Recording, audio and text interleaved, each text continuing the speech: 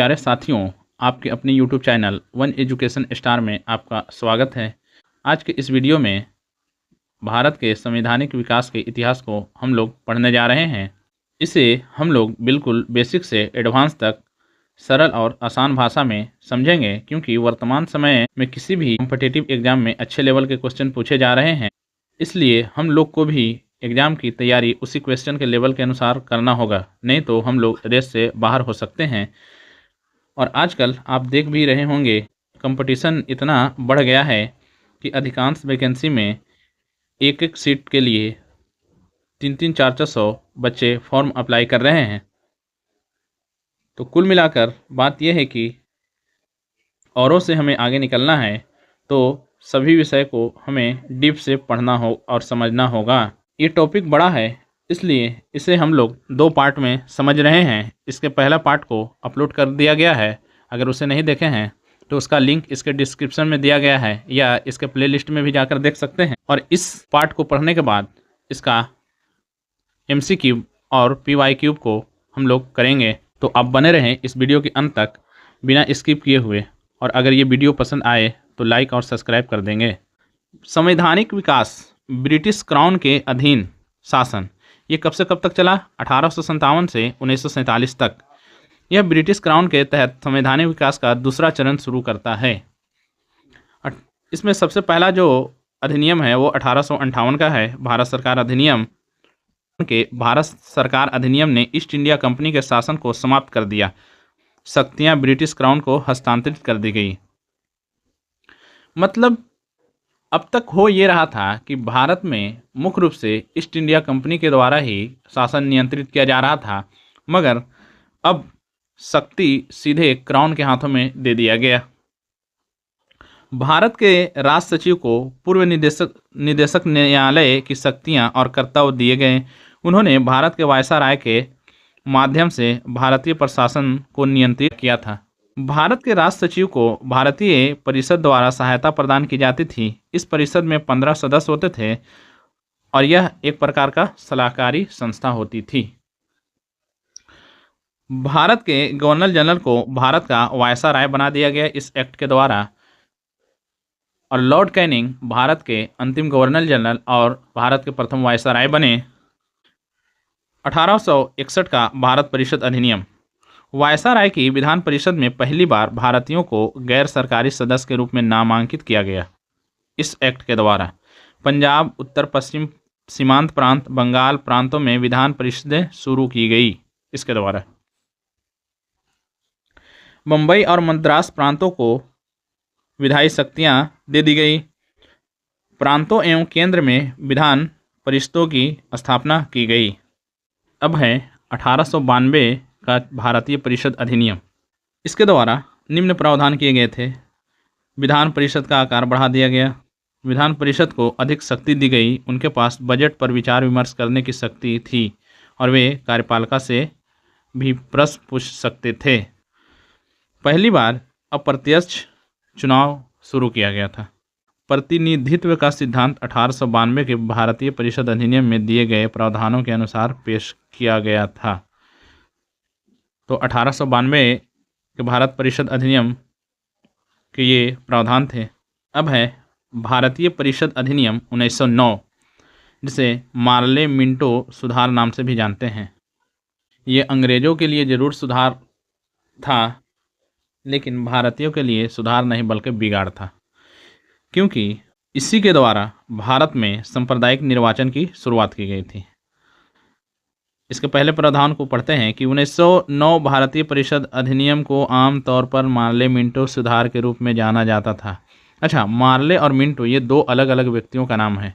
मार्ले भारत का सचिव हुआ करता था और इसका बैठने का जगह था ब्रिटेन में, और उसको ब्रिटेन के कैबिनेट मंत्री के समान शक्ति प्रदान थी, यानी वो ब्रिटेन के कैबिनेट मंत्री ही होता था। और मिंटो वो भारत के वायसराय था। तो यहाँ पर हम देख रहे हैं कि ये है मिंटो यानी भारत का वायसराय, और मार्ले ये भारत का सचिव।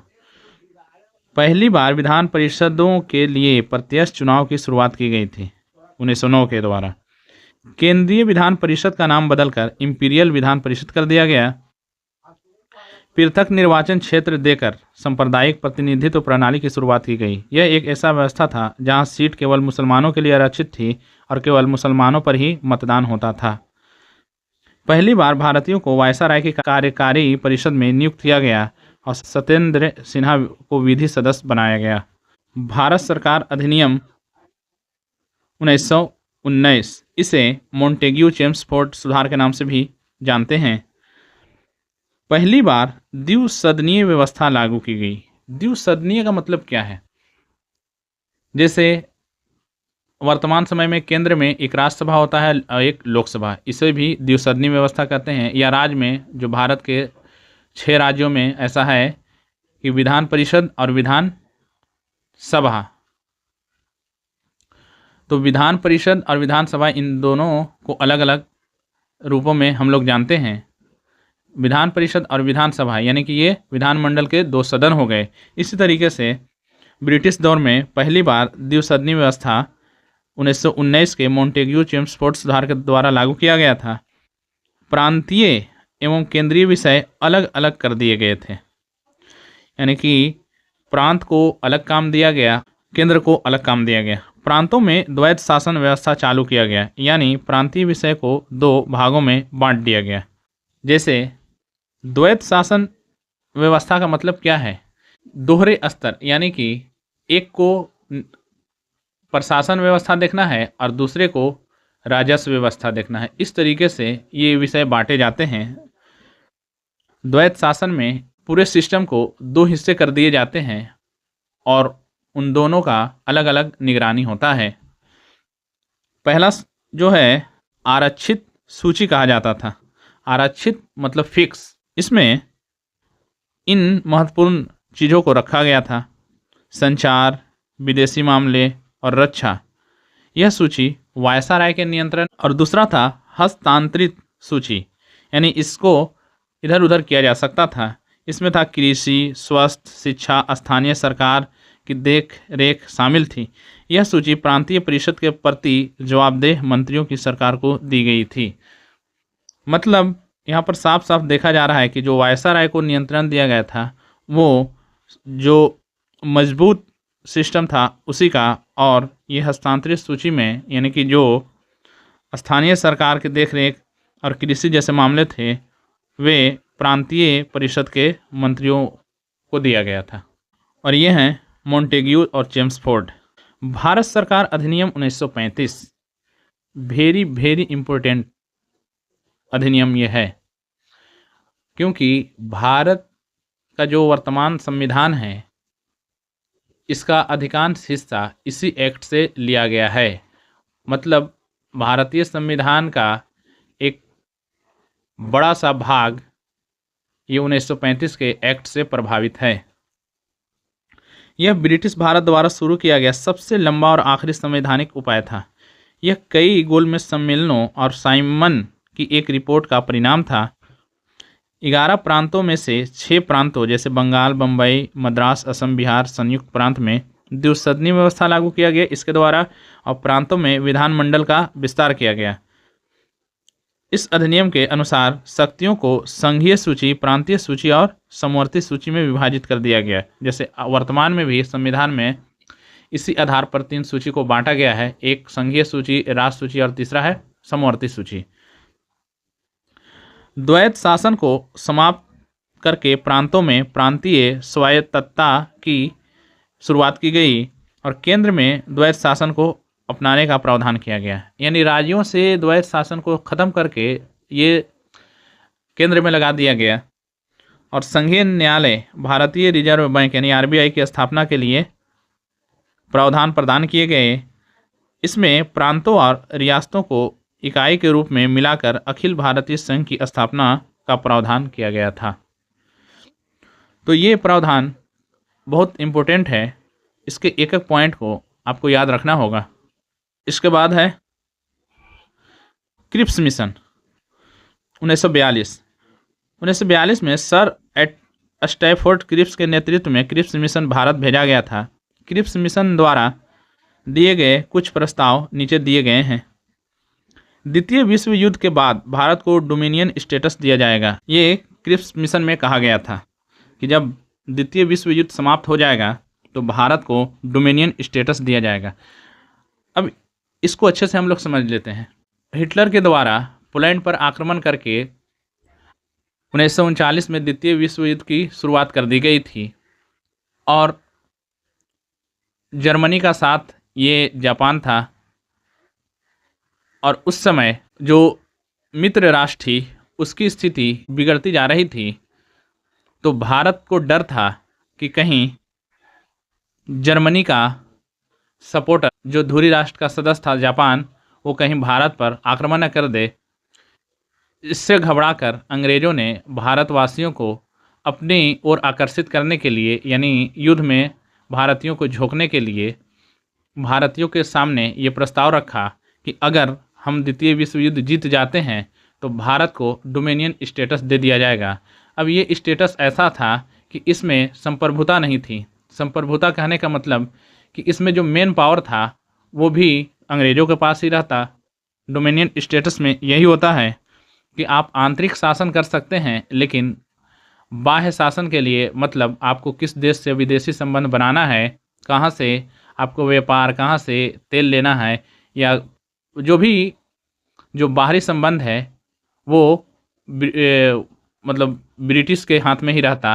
तो इसलिए ऐसे ही स्वतंत्रता भारत के लिए कतई ठीक नहीं थी। और यह हमारे जो स्वतंत्रता सेनानी थे उन्होंने इस मिशन को, यानी इस प्रस्ताव को ठुकरा दिया। द्वितीय विश्व युद्ध समाप्त होने के बाद भारतीय संविधान के निर्माण के लिए भारत में एक निर्वाचित निकाय की स्थापना की जाएगी। तो जब डोमिनियन स्टेटस रहेगा तो इसमें संविधान ये सब कोई काम का भी नहीं रहेगा, क्योंकि हमें तो मेन संप्रभुता चाहिए था कि हम खुद से निर्णय ले सकें कि हमें किससे संबंध रखना है और किससे नहीं। तो ये सब बेकार की बात ही थी। यहाँ तक कि भारतीय राज्य भी संविधान निर्माता निकाय में भाग ले सकेंगे। तो ये सब बात ज़रूर थी, लेकिन वहाँ सबसे महत्वपूर्ण बात इसमें देखना ये है कि डोमिनियन स्टेटस, जब हमारे पास संप्रभुता ही नहीं रहेगा तो ऐसे राज्य क्या करेंगे। फिर इसके प्रावधान अगला था कि भारत के लगभग सभी दलों एवं वर्गों ने क्रिप्स मिशन द्वारा इस प्रस्ताव को अस्वीकार कर दिया। अस्वीकार करने का सबसे बड़ा रीज़न यही था, डोमिनियन स्टेटस। अब है कैबिनेट मिशन 1946। भारतीय राज्य और ब्रिटिश प्रांत मिलकर भारत संघ बनाएंगे, ये कैबिनेट मिशन के प्रस्ताव थे। 389 सदस्यों वाली एक संविधान सभा की स्थापना की जाएगी। प्रमुख राजनीतिक दलों के 14 सदस्य अंतरिम सरकार बनाएंगे। एक प्रतिनिधि संस्था का गठन किया जाएगा जिसे संविधान सभा के नाम से जाना जाएगा। संविधान बनने तक संविधान सभा डोमिनियन विधानमंडल के रूप में कार्य करेगी और संविधान बनने तक भारत का प्रशासन भारत सरकार अधिनियम 1935 के अनुसार ही किया जाएगा। यह संविधान सभा के सदस्यों का जो मीटिंग अंदर चल रहा था वही है। तो कुल मिला के बात यह है कि क्रिप्स मिशन के बाद जो सबसे महत्वपूर्ण प्रस्ताव था वो कैबिनेट मिशन था, और इसी के द्वारा भारत के संविधान लिखा भी गया था। चूँकि इसमें संप्रभुता वाली बात की गई थी, यानी पूर्ण स्वतंत्रता दी जाने की बात इसमें कही गई थी। माउंटबेटन योजना भारतीय स्वतंत्रता अधिनियम 1947 में माउंटबेटन को भारत का वायसराय बनाया गया, और भारत के विभाजन के लिए जो अधिनियम था उसे ही माउंटबेटन अधिनियम या योजना कहते हैं। उसी के द्वारा भारत को दो हिस्सा, भारत और पाकिस्तान में बांट दिया गया। 15 अगस्त 1947 को ब्रिटिश भारत का भारत और पाकिस्तान में विभाजन हो गया। संविधान सभा को पूर्ण विधायी अधिकार प्रदान की गई, यानी कि संप्रभुता दे दिया गया।